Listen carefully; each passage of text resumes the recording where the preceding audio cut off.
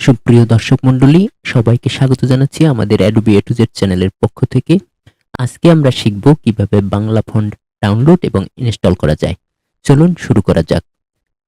যার জন্য প্রথমেই আমরা আমাদের একটি যে কোনো কম্পিউটারের ব্রাউজার থেকে ব্রাউজার ওপেন করে নেব। ওপেন করার পরে আপনি এখানে লিখবেন, গুগলে লিখবেন বাংলা ফন্ট ডাউনলোড।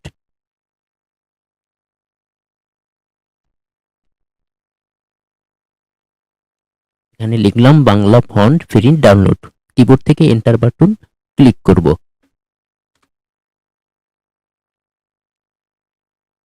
ক্লিক করার সাথে সাথে দেখেন এখানে অনেকগুলো অপশন আসছে। আপনি যে কোনো একটি ওয়েবসাইটে প্রবেশ করবেন। আমি এখানে ফন্ট বিডি একটি ওয়েবসাইট আছে, সেখানে আমি প্রবেশ করলাম। প্রবেশ করার সাথে দেখেন এখানে অনেক ধরনের ফন্ট আছে। আপনি যেটা চান, যে ধরনের ফন্ট আপনার পছন্দ, আপনি সেই ধরনের ফন্ট ডাউনলোড করে নেবেন।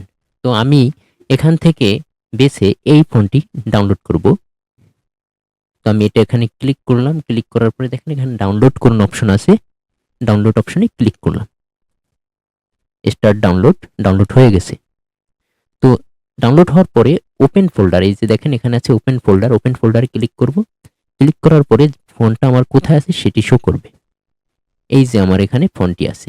আমি ভালোভাবে বোঝার জন্য ফোনটিকে এখান থেকে কাট করে ডেস্কটপে নিয়ে যাব। এই যে ডেস্কটপে রাখলাম ফোনটি। এরপরে এই যে ফন্ট যেটা আমি ডাউনলোড করেছি সেটি দেখেন জিপ ফাইলে আছে।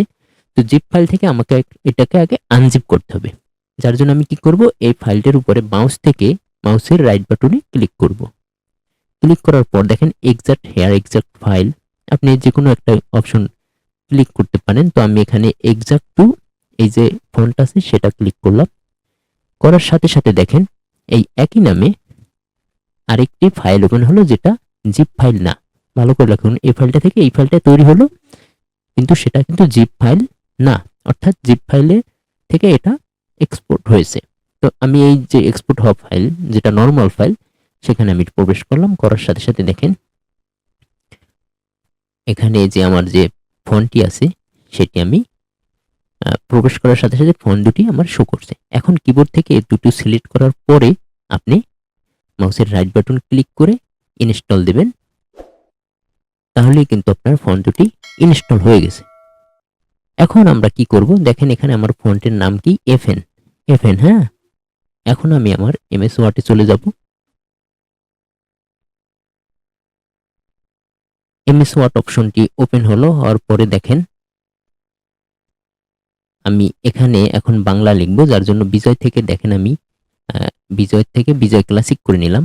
আমি যেহেতু যে ফন্টটি ডাউনলোড দিয়েছিলাম সেটা ছিল এফএন দিয়ে, তো ফার্স্টে আমি দেখি সেই ফন্টটি এখানে আসছে কিনা। এই যে দেখেন কিবোর্ড থেকে ক্লিক করার সাথে সাথেই এফএন সেই ফন্টটিও কিন্তু এখানে আসছে। তো আমি এফএন ফন্টটি সিলেক্ট করে বিজয় থেকে বিজয় ক্লাসিক সিলেক্ট করার পরে আমি এখন টাইপ করব।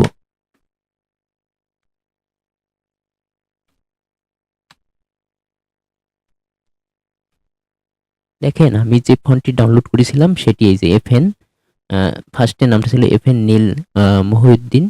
যে ডাউনলোড দিয়েছিলাম সেটি এখানে শো করছে এবং দেখেন এই লেখাটিও কিন্তু সেই ফন্টটি আছে। আর এভাবেই কিন্তু আপনারা খুব সহজেই বাংলা ফন্টকে যে কোনো ধরনের বাংলা ফন্ট আপনি ডাউনলোড করে ব্যবহার করতে পারেন আপনার পছন্দ মতো। ধন্যবাদ সবাইকে। আমার এই চ্যানেলটি অবশ্যই সাবস্ক্রাইব করে রাখবেন নিত্য নতুন টিপস অ্যান্ড ট্রিক্স পেতে।